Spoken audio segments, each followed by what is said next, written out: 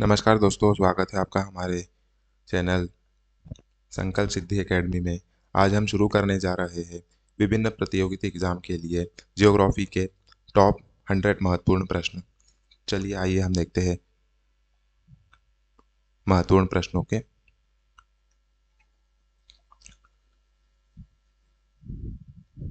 क्षेत्रफल की दृष्टि से भारत का विश्व में कौन सा स्थान है? क्षेत्रफल की दृष्टि से भारत का विश्व में 7वां स्थान है। इसमें मैं आपको अन्य तथ्य व एक्स्ट्रा फैक्ट्स भी बताऊंगा मैं, जो आपके प्रतियोगिता एग्जाम के लिए महत्वपूर्ण है। तो क्षेत्रफल की दृष्टि से भारत का विश्व में 7वां स्थान है। भारत क्षेत्रफल की दृष्टि से विश्व का 7वां सबसे बड़ा देश है। इसका कुल क्षेत्रफल लगभग 32 लाख 87,263 वर्ग किलोमीटर है। अन्य तथ्य में देखते हैं, भारत एशिया का तीसरा सबसे बड़ा देश है और विश्व का सबसे बड़ा जो देश है वो रशिया है। और भारत जो है क्षेत्रफल दृष्टि से 7वें नंबर पे आता है। चलिए दूसरे प्रश्न पे आते हैं। जनसंख्या की दृष्टि से भारत का विश्व में कौन सा स्थान है? क्षेत्रफल की दृष्टि से अपन 7वें नंबर पे है। जनसंख्या की दृष्टि से जो भारत है, ये पुराने डाटा के अनुसार सेकंड नंबर है, लेकिन वर्तमान डाटा अनुसार इसका आंसर आएगा प्रथम। भारत लंबे समय तक जनसंख्या में विश्व में दूसरे स्थान पर रहा, पर वर्तमान में भारत विश्व का सर्वाधिक जनसंख्या वाला देश बन चुका है। भारत की जनसंख्या विश्व की कुल जनसंख्या का 17% है। जनसंख्या घनत्व में सबसे आगे बिहार है। बिहार राज्य की जनसंख्या घनत्व सबसे ज्यादा है। चलिए तीसरा प्रश्न, भारत के उत्तर में कौन से देश है? भारत जो देश है, इसके उत्तर में कौन कौन से देश अवस्थित है? तो चीन, नेपाल और भूटान। चाइना, नेपाल, भूटान देश अवस्थित है इसके उत्तर में। भारत के उत्तरी भाग में हिमालय पर्वत स्थित है, जिसके पार चीन है, नेपाल है और भूटान अवस्थित है। नेपाल जो है भारत और चीन के बीच में बफर स्टेट का काम करता है और भूटान जो है भारत का महत्वपूर्ण मित्र राष्ट्र है। चलिए अगले प्रश्न की ओर बढ़ते हैं। भारत के पूर्व में कौन से देश है? तो भारत के पूर्व में कौन सा देश है? बांग्लादेश आता है देश में। तो भारत के पूर्व में बांग्लादेश स्थित है। पश्चिम बंगाल, असम, मेघालय, मिजोरम, त्रिपुरा की सीमाएं बांग्लादेश से लगती है। भारत की सबसे लंबी स्थलबद्ध जो सीमा है, सॉरी स्थलबद्ध नहीं, स्थल सीमा जो है वो बांग्लादेश के साथ ही लगती है, मिलती है। बांग्लादेश की राजधानी जो है ढाका है। तो मैं आपको एक बार और बता देता हूँ, पश्चिम बंगाल, वेस्ट बंगाल, आसाम, मेघालय, मिजोरम, त्रिपुरा, ये जो 5 राज्य है इसकी सीमा जो है बांग्लादेश से मिलती है। अरुणाचल प्रदेश अरुणाचल प्रदेश जो है की सीमा इससे नहीं मिलती है। सेवन सिस्टर में ये पांचों की मिलती है। सेवन सिस्टर में अरुणाचल प्रदेश की नहीं मिलती है, सिक्किम की नहीं मिलती है और एक और जो है आपकी नागालैंड की नहीं मिलती है। ठीक है, चलिए आगे बढ़ते हैं।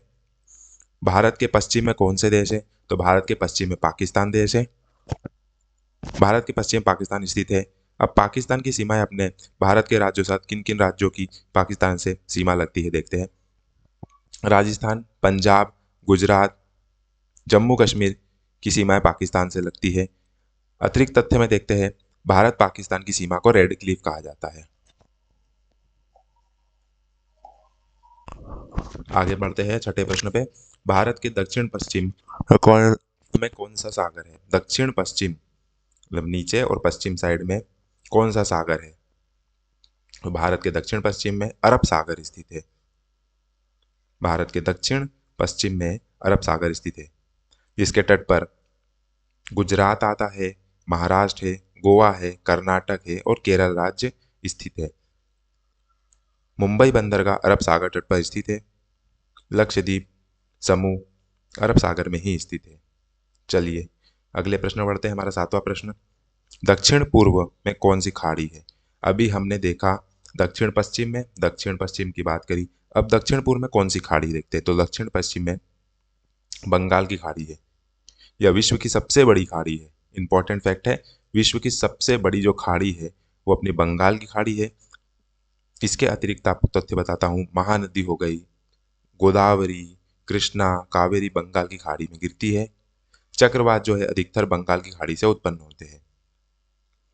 चलिए 8वें प्रश्न में देखते हैं, भारत के दक्षिण में कौन सा सागर है? भारत के दक्षिण में जो है हिंद महासागर है। भारत का नाम भी हिंद महासागर से जुड़ा है। हिंद महासागर विश्व की तीसरा सबसे बड़ा महासागर है। पहले पे पैसिफिक ओशन प्रशांत महासागर, दूसरे पे अटलांटिक ओशन, तीसरे पे हिंद महासागर। भारत की सामरिक जो स्थिति है हिंद महासागर से में अत्यंत महत्वपूर्ण रखती है। चलिए अगले प्रश्न की ओर बढ़ते हैं। पूर्वांचल की पहाड़ियां भारत को किस देश से अलग करती है? पूर्वांचल जो है उसकी जो पहाड़ियां है भारत को किस देश से अलग करती है? तो इसका आंसर है म्यांमार से। पूर्वांचल की जो पहाड़ियां है भारत और म्यांमार के बीच प्राकृतिक सीमा बनाती है। भारत और म्यांमार देश जो है उसके बीच में प्राकृतिक सीमा जो है पूर्वांचल की पहाड़ियां बनाती है। पूर्वांचल में कौन कौन सी अब पहाड़ियां आती है वो देखते हैं। पटकाई बूम, नागा, मिजो, लुशाई पहाड़ियां आती है। अब म्यांमार की जो राजधानी है नेपिदा है। चलिए हमारे अगले प्रश्न 10वें प्रश्न की ओर बढ़ते हैं। दोस्तों अगला प्रश्न, मन्नार की खाड़ी और पाक जल डमरू मध्य भारत को किस देश से अलग करते हैं? मन्नार की खाड़ी और पाक जल डमरू मध्य भारत को किस देश से अलग करते हैं? अब मन्नार की खाड़ी जो उस क्षेत्र में जो खाड़ी बनी हुई है वो मन्नार की खाड़ी है, और उसके बीच में छोटा सा जो एक मार्ग बना हुआ है वो पाक जल डमरू मध्य है। छोटा सा जो मार्ग है जो दो बड़े वाटर बॉडीज को जो अलग करता है वो जल डमरू मध्य कहलाता है। तो इसका आंसर है श्रीलंका। मन्नार की खाड़ी और पाक जल डमरू मध्य जो है भारत को श्रीलंका से अलग करते हैं। तो भारत और श्रीलंका के बीच पाक जल डमरू मध्य खाड़ी स्थित है। रामेश्वरम भारत में स्थित है। आदम का पुल भारत और श्रीलंका के बीच में स्थित है। आदम का पुल जो है भारत और श्रीलंका के बीच में स्थित है। चलिए अगले 11वें प्रश्न की ओर बढ़ते हैं। हमारे 11वें प्रश्न की ओर बढ़ते हैं। संपूर्ण भारत का अक्षांशीय विस्तार कितना है? संपूर्ण भारत का हमारे अक्षांशीय विस्तार जो है अक्षांश रेखा जो है वो उत्तर से दक्षिण होती है। तो अक्षांशीय विस्तार जो है 8 डिग्री 4 इंच से लेके 37 डिग्री 6 इंच है इसका आंसर। अब उत्तरी गोलार्ध भारत जो है वो उत्तरी गोलार्ध में स्थित है, ऊपर वाले गोलार्ध में स्थित है। इसका अक्षांशीय विस्तार जो है उष्ण कटिबंधीय तथा उपोष्ण कटिबंधीय जलवायु के अंतर्गत आता है। अब कर्क रेखा जो है भारत के मध्य से गुजरती है। भारत में उष्ण कटिबंधीय मानसूनी जलवायु पाई जाती है। चलिए 12वां क्वेश्चन देखते हैं। भारत के मध्य में कौन सी रेखा गुजरती है? तो भारत के मध्य में जो है कर्क रेखा गुजरती है। कर्क रेखा जो है आज 8 राज्यों से होकर गुजरती है। कर्क रेखा 23.5 डिग्री उत्तरी अक्षांश पर स्थित है। भारत का उत्तर से दक्षिण तक का विस्तार कितने किलोमीटर का है? तो भारत का जो ऊपर से नीचे तक का जो विस्तार है वो किलोमीटर में है 3214 किलोमीटर जो है 3214 किलोमीटर जो है ऊपर से नीचे तक की लंबाई है भारत की। अब इसके उत्तर से दक्षिण तो देख लिया, अब हम इसके पूर्व से पश्चिम देख लेते हैं। तो पूर्व से पश्चिम का जो इसका विस्तार है उसके जो किलोमीटर है लंबाई है 2933 किलोमीटर है, और उत्तर से दक्षिण का जो विस्तार है वो ऊपर में जम्मू कश्मीर से लेके कन्याकुमारी तक मापा जाता है।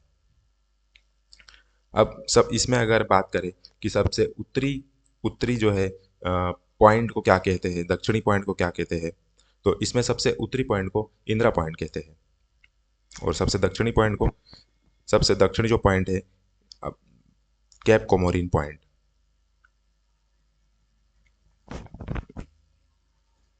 कन्याकुमारी भारत का दक्षिण मुक्त बिंदु है। अब 14वां प्रश्न देखते हैं। भारत का पूर्व से पश्चिम तक का विस्तार, अभी बताया मैंने आपको 29-33 किलोमीटर। अंडमान निकोबार द्वीप समूह कहाँ स्थित है? तो अंडमान निकोबार जो द्वीप समूह है बंगाल की खाड़ी में ये स्थित है। अच्छा, भारत का दक्षिणतम बिंदु इंदिरा पॉइंट है। सॉरी, माफ कीजिएगा मुझे, मैंने इंदिरा पॉइंट आपको उत्तर बताया था, वो भारत का सबसे दक्षिणतम पॉइंट इंदिरा पॉइंट है। और पोर्ट ब्लेयर जो है इसकी राजधानी है।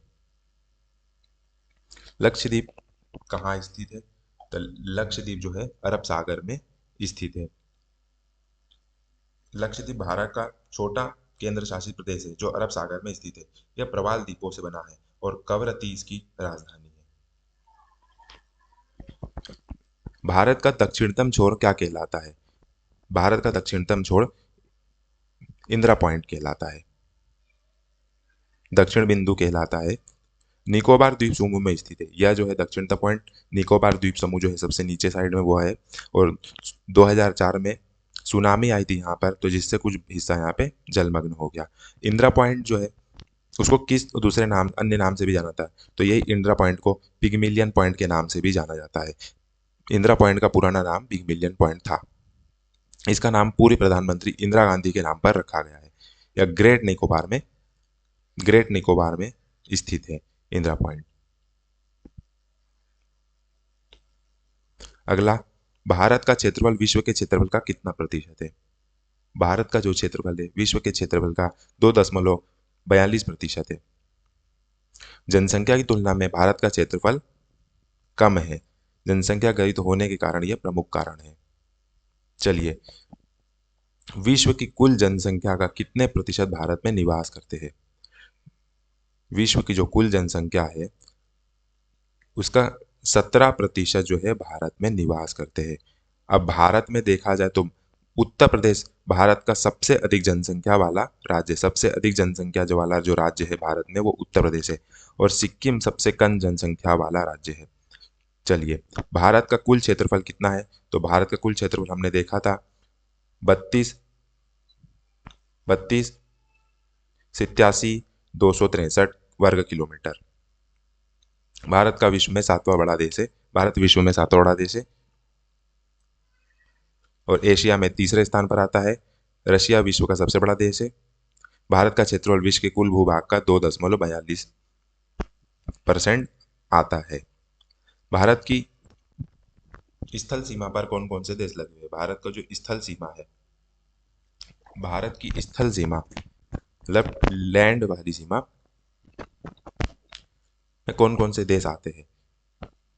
तो आते हैं बांग्लादेश, चीन, पाकिस्तान, नेपाल और भूटान। तो भारत की स्थल सीमा में कुल 7 देश से मिलते हैं। इसमें प्रमुख प्रमुख जो है पाकिस्तान, अफगानिस्तान, चीन, नेपाल, भूटान, बांग्लादेश, म्यांमार है। तो इसमें कुल भारत जो स्थल सीमा जो लगते हैं वो टोटल 7 देश लगते हैं। भारत की सबसे लंबी सीमा जो है, स्थल सीमा बनाने वाला जो देश है वो है बांग्लादेश के साथ। और चीन के साथ सीमा को मैकमोहन रेखा कहा जाता है। भारत की जल सीमा किन देशों के साथ लगती है? तो भारत की जल सीमा मालदीव, श्रीलंका, बांग्लादेश, म्यांमार, पाकिस्तान। तो भारत की समुद्री सीमाएं हिंद महासागर, बंगाल खाड़ी और अरब सागर में स्थित देशों से मिलती है। भारत की समुद्री सीमा लगभग 7,516 किलोमीटर लंबी है। भारत की नौसेना हिंद महासागर क्षेत्र में महत्वपूर्ण भूमिका निभाती है। चलिए, अब 24वां प्रश्न, कर्क रेखा किन राज्यों से होकर गुजरती है? कर्क रेखा जो है, कर्क रेखा किन राज्यों से होकर गुजरती है? कर्क रेखा देखा था हमने 8 राज्यों से होकर गुजरती है। उनके नाम है राजस्थान, गुजरात, मध्य प्रदेश, छत्तीसगढ़, झारखंड, पश्चिम बंगाल, त्रिपुरा और मिजोरम। अगर हम पश्चिम से पूर्व की ओर जाए तो सबसे पहले आएगा राजस्थान, फिर उसके बाद गुजरात, फिर मध्य प्रदेश, फिर छत्तीसगढ़, फिर झारखंड, पश्चिम बंगाल, त्रिपुरा और मिजोरम, जो कि 23.5 डिग्री उत्तरी अक्षांश पर स्थित है, जो भारत को लगभग बराबर 2 भागों में बांटती है। गुजरात में कर्क रेखा के पास सूर्य की किरणें लगभग लंबवत पड़ती है। ठीक है, अगला 25वां प्रश्न देखते हैं। भारत की मुख्य भूमि की दक्षिण सीमा कितने अक्षांश पर है? 0 डिग्री से ऊपर की तरफ जाएंगे तो भारत की जो दक्षिणतम जो अक्षांश रेखा है वो 8 डिग्री 4 इंचेस है। सॉरी, 4 इंचेस है। इंदिरा पॉइंट भारत का वास्तविक दक्षिणतम बिंदु है।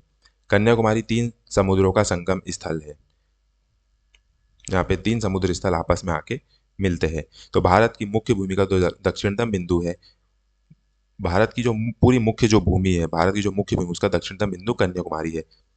और कन्याकुमारी का ही जो अक्षांश रेखा है वो 8 डिग्री 4 इंचेस उत्तर है। 26वें प्रश्न में आते हैं, भारत का मानक समय कहाँ से लिया जाता है? तो भारत का मानक जो समय, स्टैंडर्ड टाइमलाइन, जहाँ से पूरे भारत की जो है जो टाइम लेखा वहीं से निर्धारित होती है, जो है वो लिया जाता है इलाहाबाद के निकट नैनी नामक स्थान से। अब भारतीय मानक समय मतलब internet Indian standard time 82 degree 30 inches पूर्वी देशांतर पर आधारित है, जो प्रयागराज के पास, मतलब पूर्व नाम इलाहाबाद के पास नैनी से गुजरता है। तो याद रखिएगा आप, 82 डिग्री 30 इंचेस पूर्वी देशांतर, क्योंकि भारत जो देश है वो पूर्वी देशांतर के अंतर्गत, पूर्वी मतलब ईस्टर्न लॉन्गिट्यूड के अंतर्गत आता है, इसलिए जो है इसकी भारतीय मानक जो समय है वो 82 डिग्री 30 इंचेस के अंतर्गत आती है, जो कि इंटरनेशनल स्टैंडर्ड टाइम या ग्रीनविच मैरी टाइम से 5 घंटा 30 मिनट आगे है। भारत में केवल एक ही समय क्षेत्र है। विश्व में रशिया राज्य के रशिया जो सॉरी रशिया राज्य नहीं, रशिया देश जो है उसके सबसे अधिक समय क्षेत्र है। टोटल 12 समय क्षेत्र रशिया में है। भारत में केवल एक ही समय क्षेत्र है। आते हैं 27वें प्रश्न पे।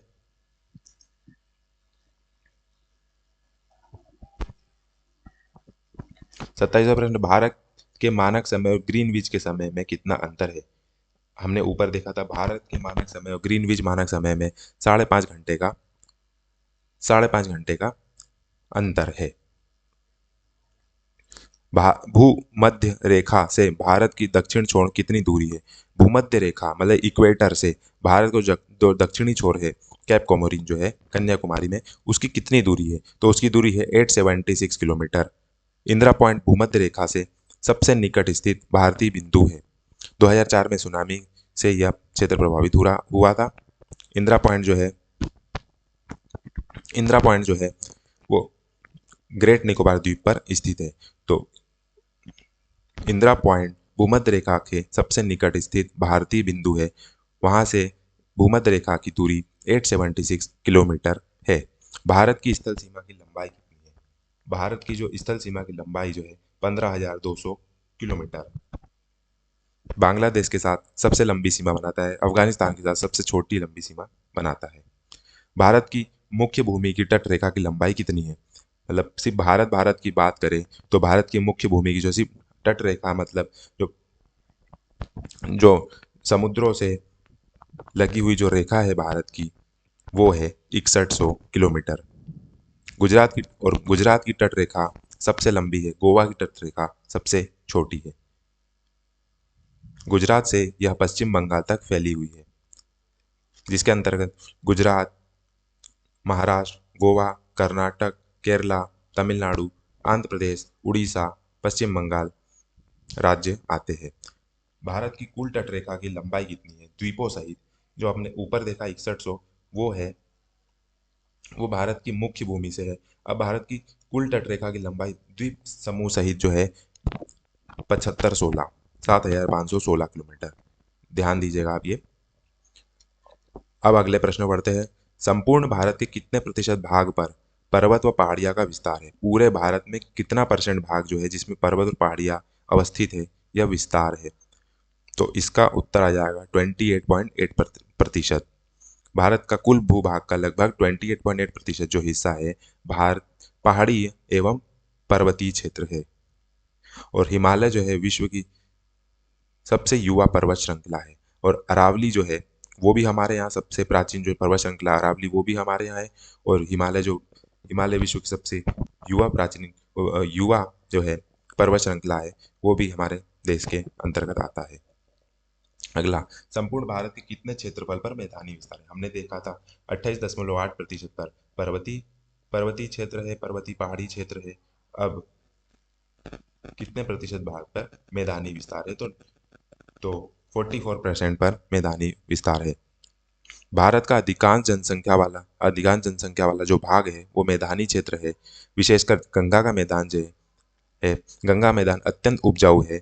भारत की कृषि का मुख्य केंद्र यही है, इसलिए यहाँ अधिक जनसंख्या है। और भारत की जो मैदानी क्षेत्रफल है वो 44% है। अब भारत का समुद्र तट रेखा वाले राज्यों की संख्या कितनी है? समुद्र तट रेखा वाले राज्यों की संख्या 9 है, जो कि पूर्व से अगर पश्चिम की ओर जाएंगे तो उसमें आ जाएगा अपना गुजरात, महाराष्ट्र, गोवा, कर्नाटक, केरल, तमिलनाडु, आंध्र प्रदेश, उड़ीसा और पश्चिम बंगाल। किस राज्य की समुद्र रेखा तट रेखा सबसे लंबी है? गुजरात राज्य की। कर्क रेखा भारत में कितने राज्यों से होकर गुजरती है? उत्तर है 8। भूमध्य रेखा के निकट कौन सा स्थान है? तो भूमध्य रेखा के निकट स्थान है इंदिरा पॉइंट। इंदिरा पॉइंट जिसका पूरा नाम पिगमिलियन पॉइंट था। 876 किलोमीटर जो है वहां से भूमध्य रेखा से इसकी दूरी है। इंदिरा पॉइंट कहाँ पर अवस्थित है?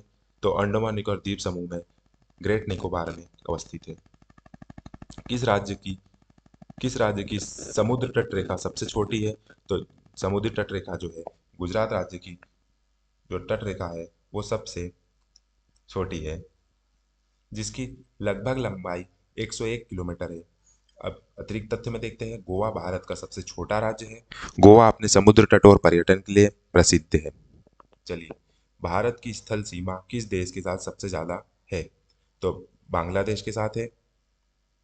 लगभग इसकी किलोमीटर में 4096 किलोमीटर लंबी है और सबसे लंबी है ये। अब भारत बांग्लादेश सीमा विश्व की पांचवी सबसे लंबी अंतर्राष्ट्रीय सीमा है। इस सीमा पर 3 बीघा कॉरिडोर प्रसिद्ध है। सीमा सुरक्षा का कार्य बीएसएफ करती है।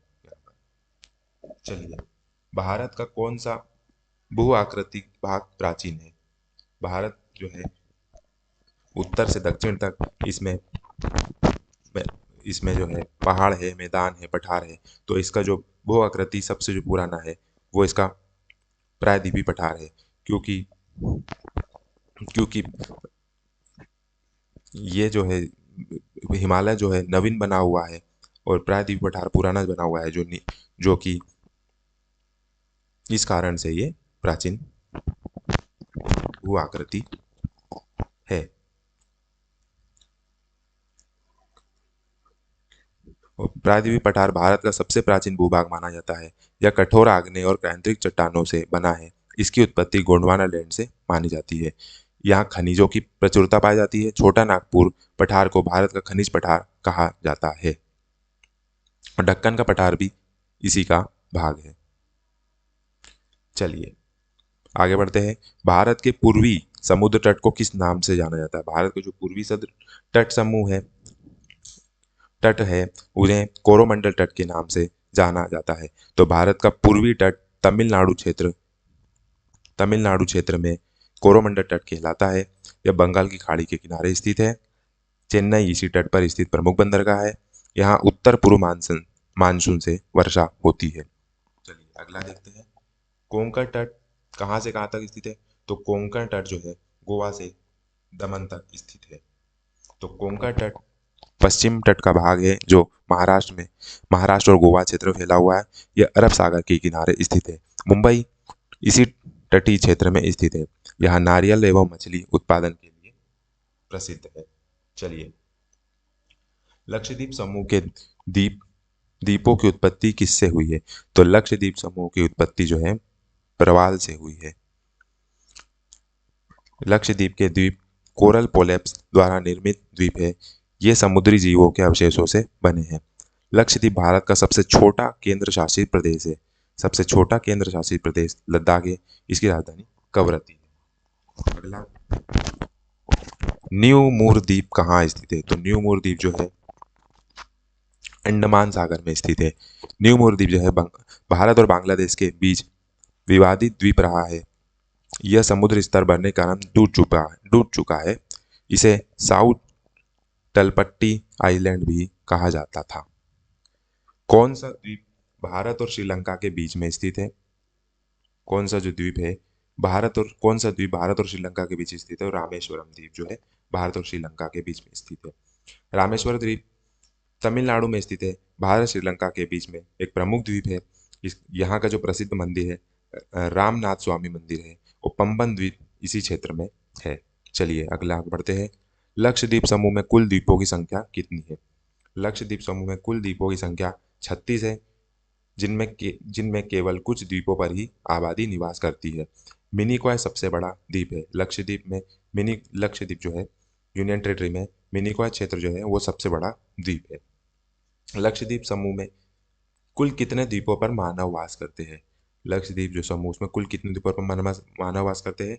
तो 10 द्वीपों पर मानव वास करते हैं। लक्षद्वीप में कुल जो है 36 द्वीप है, उसमें से केवल 10 में ही मानव वास करते हैं, और यहाँ की मुख्य जो भाषा बोली जाती है वो मलयालम है। चलिए आगे बढ़ते हैं। भारत के किस स्थान को सफेद पानी के नाम से जाना जाता है? भारत के सियाचिन को सफेद पानी के नाम से जाना जाता है क्योंकि यह बर्फ से ढका विशाल हिमनद है। यह विश्व का सबसे ऊंचा युद्ध क्षेत्र है। इसकी लंबाई लगभग लगभग 76 किलोमीटर है। सियाचिन ग्लेशियर जो है इसकी लंबाई 76 किलोमीटर है। चलिए आगे बढ़ते हैं। जम्मू कश्मीर का वह हिस्सा जो चीन में अधिक चीन के अधिकार में है, क्या कहलाता है? अक्साई चीन। अक्साई चीन भारत का क्षेत्र है जिस पर चीन ने कब्जा कर लिया। यह लद्दाख के उत्तर पूर्व में स्थित है। चीन ने यहाँ से शिनजियांग और तिब्बत को जोड़ने वाली सड़क बनाई है। चलिए अगले 51 क्वेश्चन पे आ जाते हैं। भारत के शीत मरुस्थल कौन सा है? भारत का जो है शीत मरुस्थल लद्दाख है। लद्दाख अत्यधिक ठंड और कम वर्षा के कारण शीत मरुस्थल कहलाता है। यहाँ औसतन वर्षा बहुत कम होती है। लेह इसकी प्रमुख नगरी है। चलिए 52 प्रश्न पे आ जाते हैं। भारत की देशांतर स्थिति क्या है? हमने भारत की अक्षांश स्थिति देखी थी, अब हम भारत की देशांतर स्थिति देखते हैं। 68 डिग्री 7 इंचेस से लेके 97 डिग्री 25 इंचेस तक है। तो इंचेस है जो पूर्व से पश्चिम जाती है। तो पूर्व से पश्चिम, भारत की पूर्व पश्चिम स्थित इन देशांतरों के बीच फैली हुई है। इसी कारण देश के समय का अंतर भी दिखाई देता है। अरुणाचल प्रदेश और गुजरात के समय में लगभग 2 घंटे का प्राकृतिक अंतर होता है। चलिए भारत में कितने केंद्र शासित प्रदेश है? भारत में कितने केंद्र शासित प्रदेश है? तो भारत में ये पुराना आंकड़ा है 7। अब नवीनतम जो आंकड़े है उसमें भारत के केंद्र शासित प्रदेशों की संख्या जो है 8 है। तो नवीनतम जो केंद्र शासित प्रदेश है वो लद्दाख है। किस किस देश के साथ न्यू मूर द्वीप के कारण भारत का विवाद है? बांग्लादेश के कारण, बांग्लादेश के साथ युद्ध, समुद्र सॉरी माफ कीजिएगा, समुद्र स्तर बढ़ने से यह द्वीप जो है जलमग्न हो गया। चलिए आगे बढ़ते हैं। भारत किस गोलार्ध में स्थित है? भारत जो है उत्तरी गोलार्ध में स्थित है। केंद्र शासित प्रदेश दादर नागर हवेली भारत के किन राज्यों के बीच स्थित है? केंद्र शासित प्रदेश दादर नागर हवेली यह गुजरात व महाराष्ट्र राज्यों के बीच में स्थित है। दादर नागर हवेली पश्चिम भारत में स्थित केंद्र शासित प्रदेश था। अब यह दमन और दीव के साथ मिलकर एक केंद्र शासित प्रदेश बन गया है। ये पूर्व में जो है दादर नागर हवेली केंद्र शासित प्रदेश था। अब यह दमन और द्वीप के साथ मिलाकर इसको एक केंद्र शासित बना दिया गया है, अलग इनके साथ जोड़ दिया गया। चलिए अगला बढ़ते हैं। किस राज्य को पहले नीफा के नाम से जाना जाता था? अरुणाचल प्रदेश को पहले नीफा के नाम से जाना था, निया के नाम से जाना जाता था। अब नीफा का पूरा नाम देख लेते हैं, नॉर्थ ईस्ट फ्रंटियर एजेंसी। बाद में अरुणाचल प्रदेश नाम दिया गया। 1987 से पहले यह केंद्र शासित प्रदेश था, लेकिन 1987 के बाद इसे पूर्ण राज्य का दर्जा मिल गया।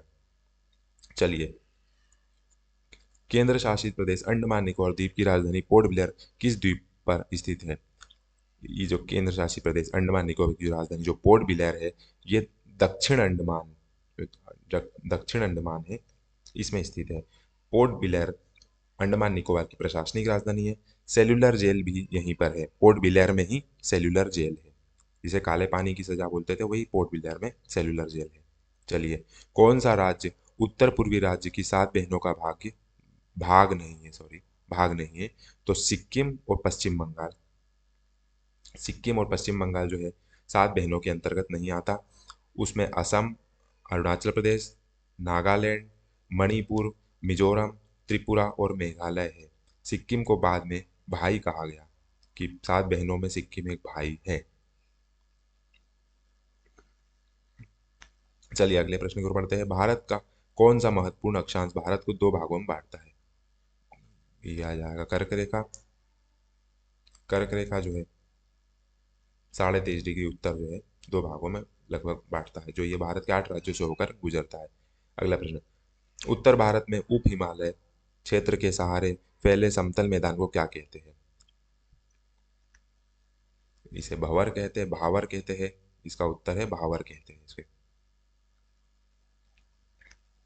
अब भावर क्षेत्र हिमालय की शिवालिक श्रेणियों के दक्षिण में स्थित कंकरीली एवं पथरीली भूमि का क्षेत्र है। यहाँ नदियां बड़े पत्थरों के बीच नीचे समा जाती है, उस क्षेत्र को भावर क्षेत्र कहते हैं।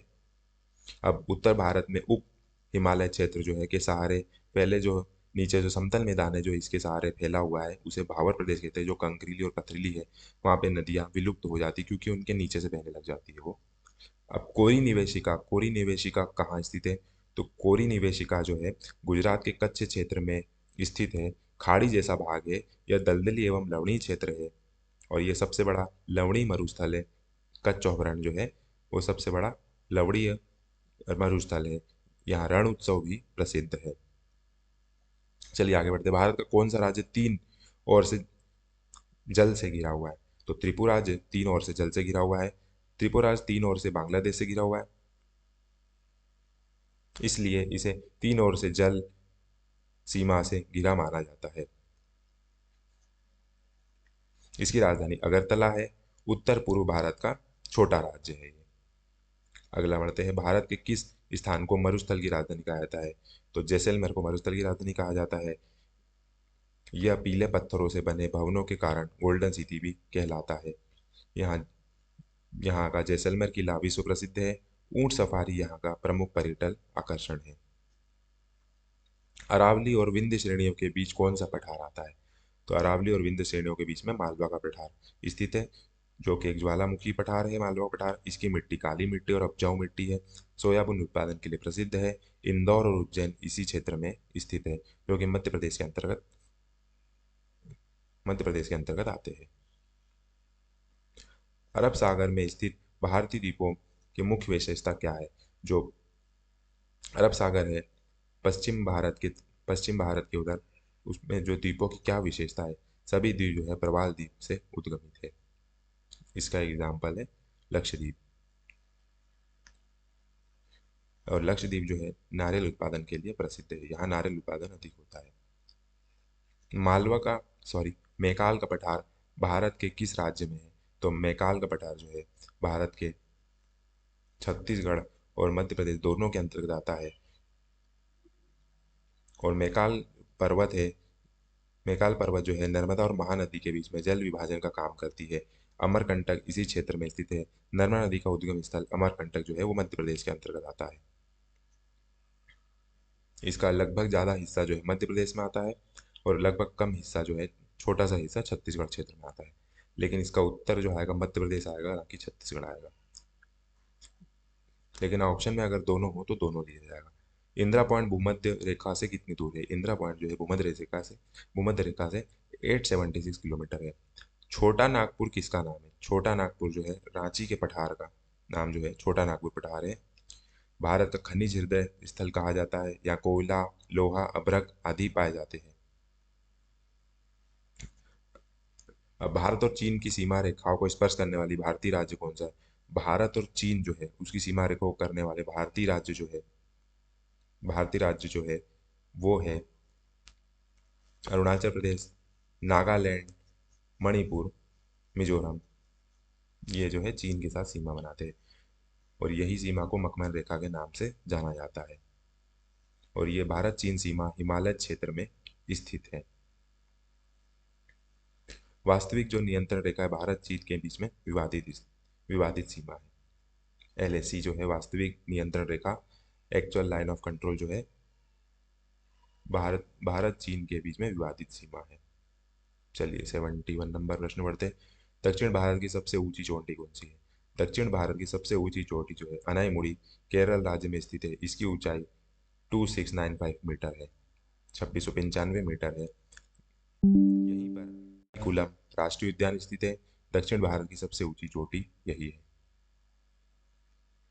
सर्वप्रथम इंडिया शब्द का प्रयोग भारत सर्वप्रथम इंडिया शब्द का प्रयोग भारत के लिए किस भाषा में किया गया? इंडिया शब्द का प्रयोग भारत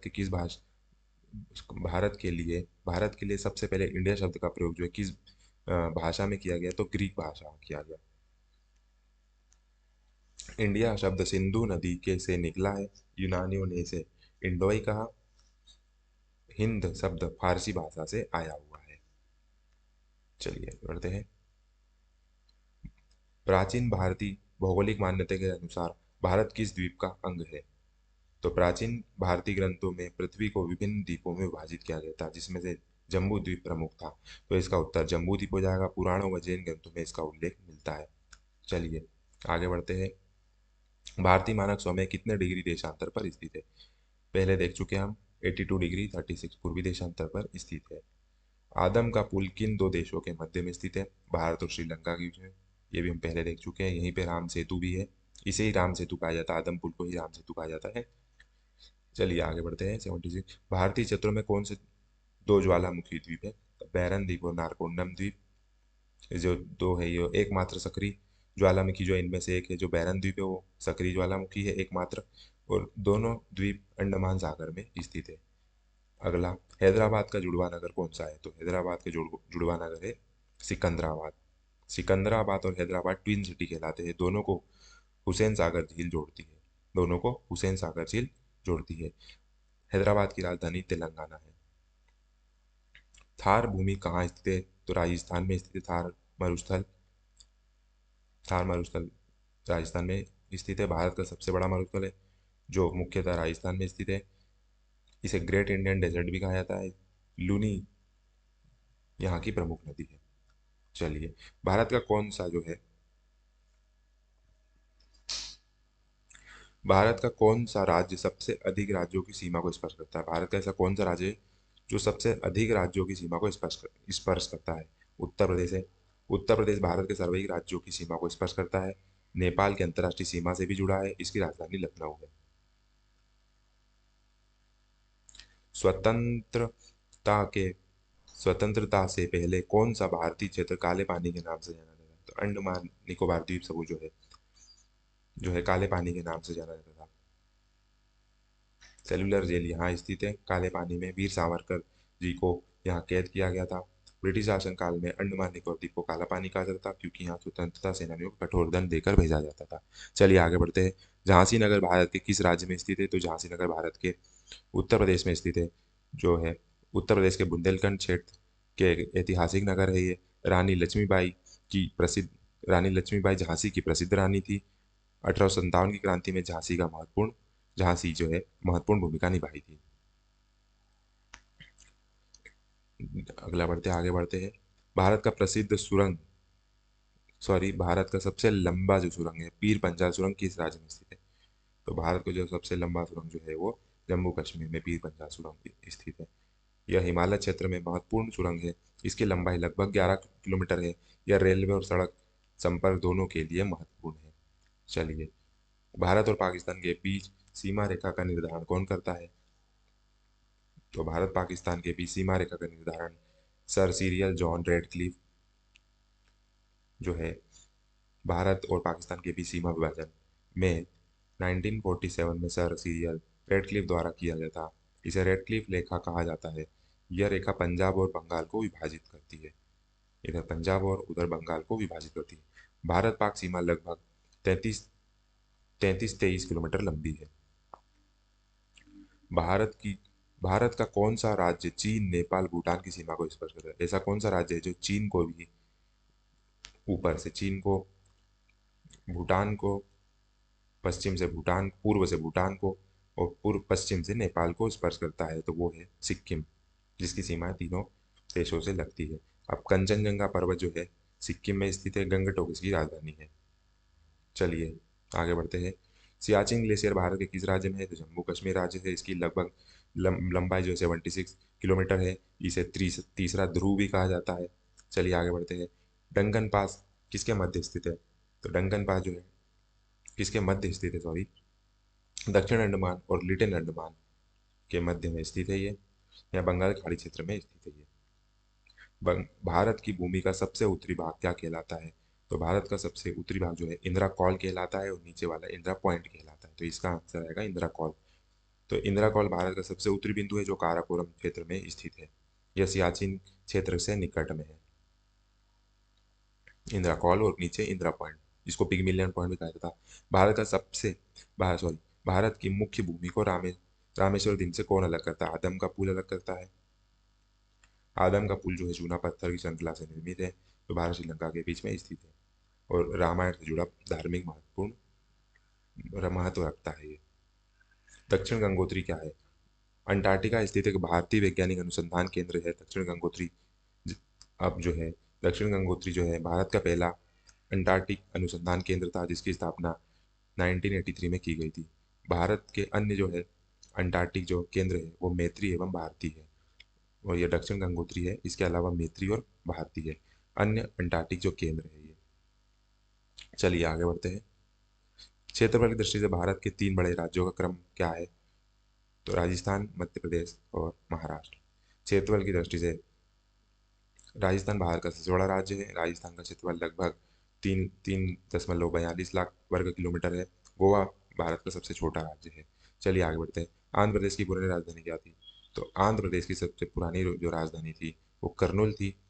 1953 में आंध्र प्रदेश बनने पर कर्नूल इसकी सबसे पहली राजधानी थी। कुर्नूल इसकी पहली राजधानी थी। वर्तमान में अमरावती प्रस्तावित राजधानी है, या अमरावती राजधानी इसकी है। चलिए, सतपुड़ा की पहाड़ी किस राज्य में है? तो सतपुड़ा की जो पहाड़ी है वह मध्य प्रदेश में है। सतपुड़ा पर्वतमाला मध्य भारत में स्थित है और नर्मदा और ताप्ती नदियों के बीच में फैली हुई है। उत्तर में नर्मदा, दक्षिण में ताप्ती के बीच में ये सतपुड़ा पर्वतमाला है अवस्थित है। धूपगढ़ जो है सतपुड़ा की सबसे ऊंची चोटी है। धूपगढ़ जो है पचमढ़ी जो है होशंगाबाद जिले के अंतर्गत पचमढ़ी जो है एकमात्र हिल स्टेशन मध्य प्रदेश का, यहीं यहीं पर ये धूपगढ़ जो है सबसे ऊंची चोटी है, जो सतपुड़ा पर्वतमाला के अंतर्गत आता है। अंडमान निकोबार द्वीप समूह की सबसे ऊंची चोटी सैडल पीक उत्तरी अंडमान में स्थित ऊंची चोटी है। इसकी ऊंचाई 732 मीटर है।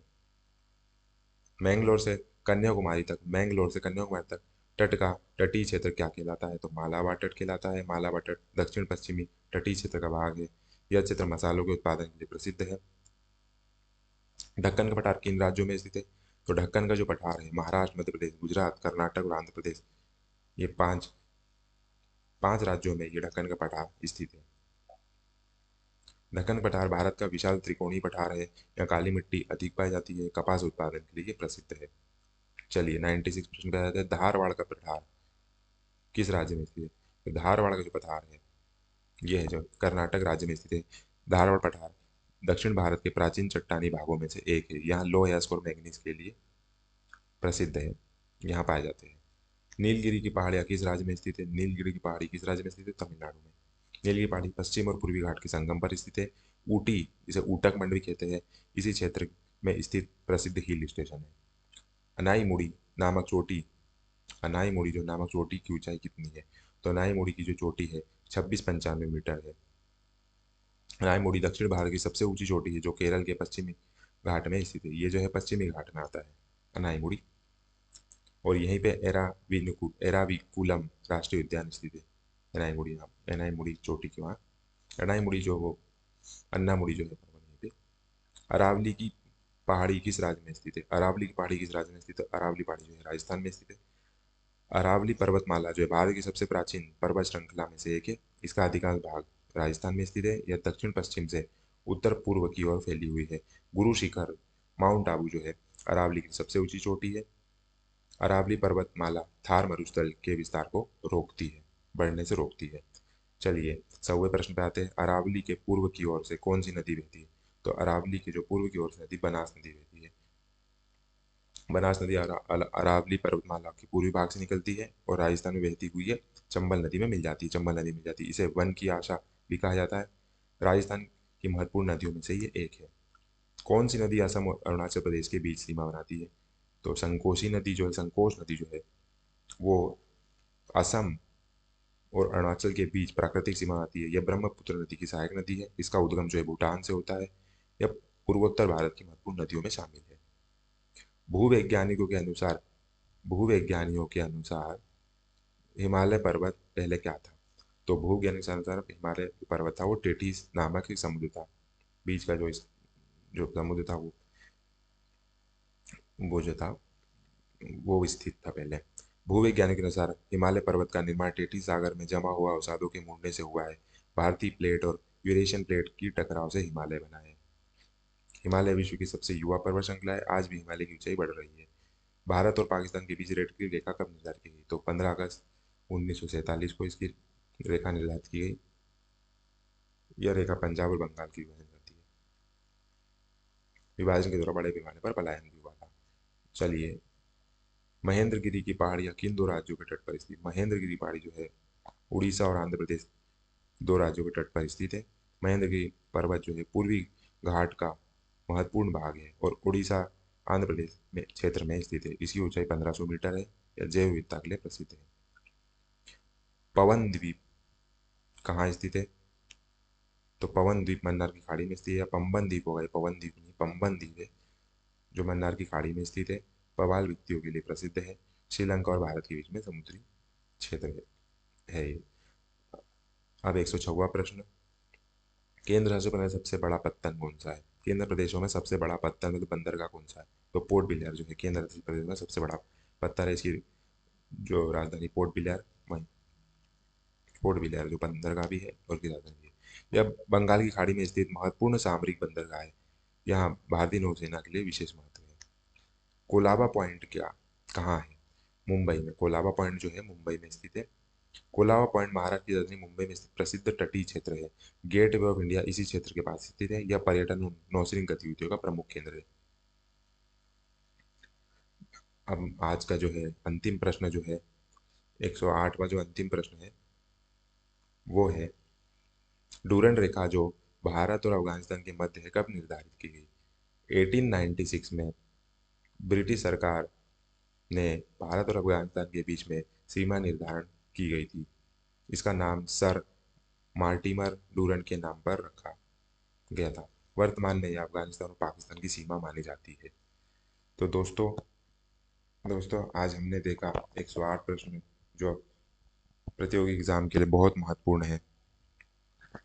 तो आज की क्लास हमने आसान कॉन्सेप्ट के साथ एग्जाम पैटर्न के साथ समझा। तो उम्मीद है अब ये टॉपिक आपको काफ़ी आसान लग रहा होगा। अगर वीडियो पसंद आया तो वीडियो को लाइक करें, चैनल को सब्सक्राइब करें, बेल आइकन दबाएं, अपने दोस्तों के साथ शेयर करें। अगली क्लास में हम ज्योग्राफी के अगले टॉपिक्स को लेकर आएंगे। तब तक पढ़ते रहिए, मेहनत करते रहिए और अपने लक्ष्य की ओर बढ़ते रहिए। ये ज्योग्राफी का टॉपिक है वर्तमान में छत्तीसगढ़ प्री बीएड के लिए महत्वपूर्ण है और मध्य प्रदेश के अस्पताल सहायक जो एग्ज़ाम है उसके लिए भी महत्वपूर्ण है। तो चलिए मिलते हैं दोस्तों अगली क्लास में। जय हिंद, जय भारत।